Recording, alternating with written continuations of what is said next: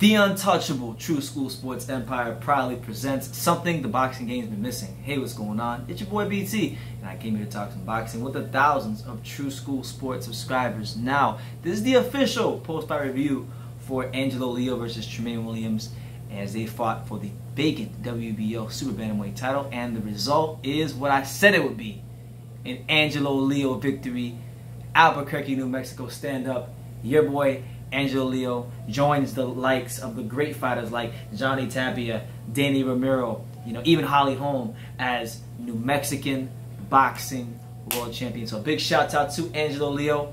It was a great performance from Angelo Leo. Now, before I get my take on the fight, let's swing it over to Pops.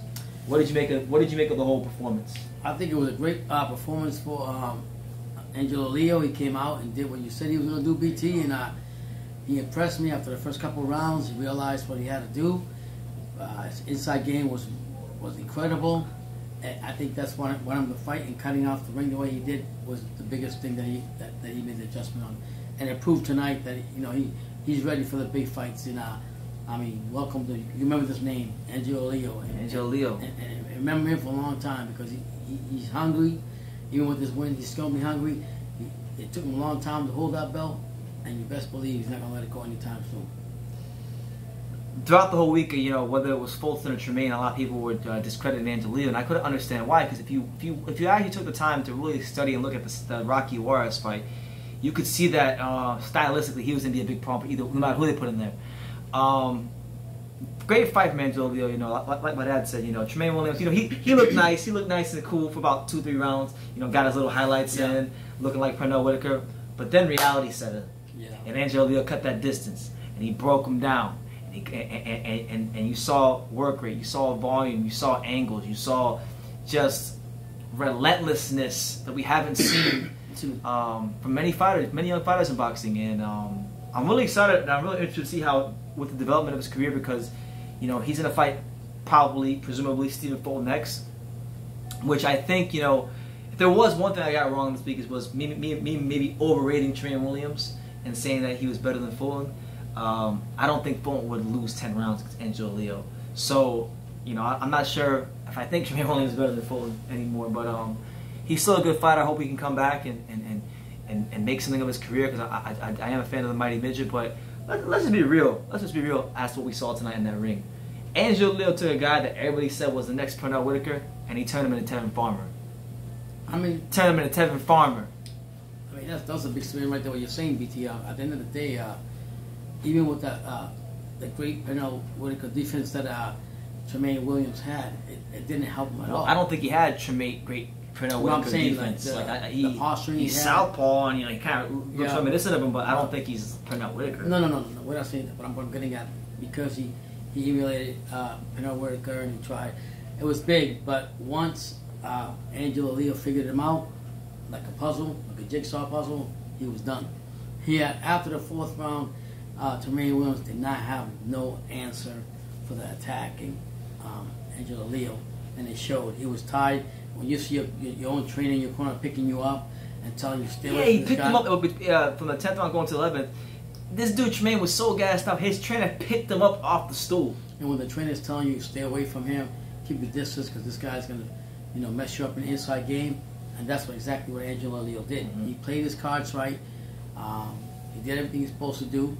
And I'm telling you right now, this is going to build so much confidence in Angelo Leo you don't even know. I mean, the journey that he took to get that belt, sleeping in his car, and his father and everything to represent Albuquerque, Mexico, and the way he did everything, and even the Mayweather gym, you got to respect that. But this fight right here, I think it's a coming of Angelo Leo, and I don't think he's going to back down to anybody. It's a big, confident booster. I don't care if you put Fulton in front of him. I don't care what 102 pounder you put in front of him. I'm telling you right now, he ain't letting that go. Now, if we blinked our eyes twice, blink, blink, all of a sudden Floyd Mayweather has a new world champion, Yeah. And I'm very interested to see if Angelo can sustain a title run, how Mayweather Promotions will move him, and how big of a star he can become, because he's Mexican, he's got a fan-friendly style, he's not like a shit talker or anything like that, but he's a humble guy. He's someone that I think people can like, and I'll tell you this, Pops, You know, the boxing world, if you're involved in it as much as I am, it's very small. You know, from the fighters to the managers to the trainers to the gyms, you know, it's very, very small. And you can find out a lot about people if you just ask around, and you know. And I know a lot of people who know Angelo, people who know Angelo, who have interviewed him, who have spent time around him, and everything you hear about Angelo is just the same. It's this kid works the hardest. He's such a humble guy. This guy loves boxing like no other.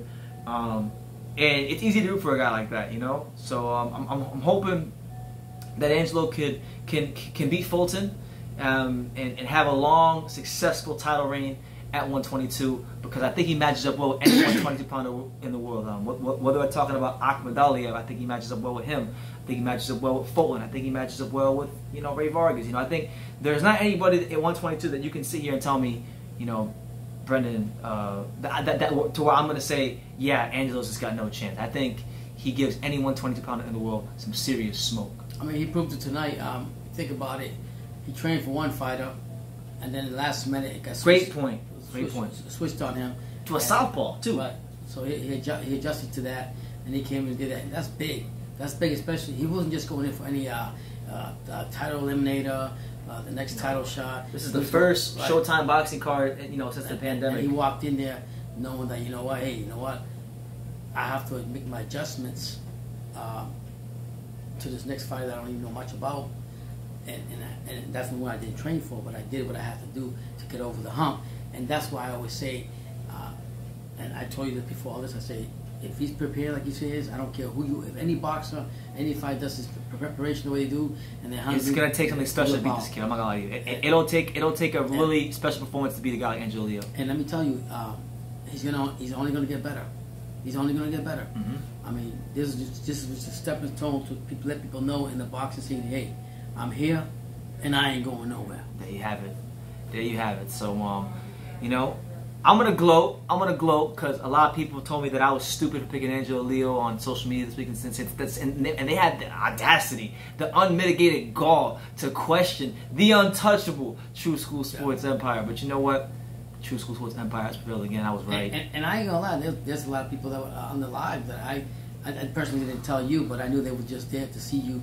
They hate to see True School Sports not succeed, but be right on their prediction. And a lot of people, I'm not going to say no names because I don't want to bring it up, but I could feel that there was people there just who wanted to see your prediction be wrong. Yeah, that ain't happening. That ain't happening. I'm too sharp for that shit. Okay. So with that being said, we're gonna have the video up. Yep. Angelo Leo, massive shouts out to you. You know what's funny?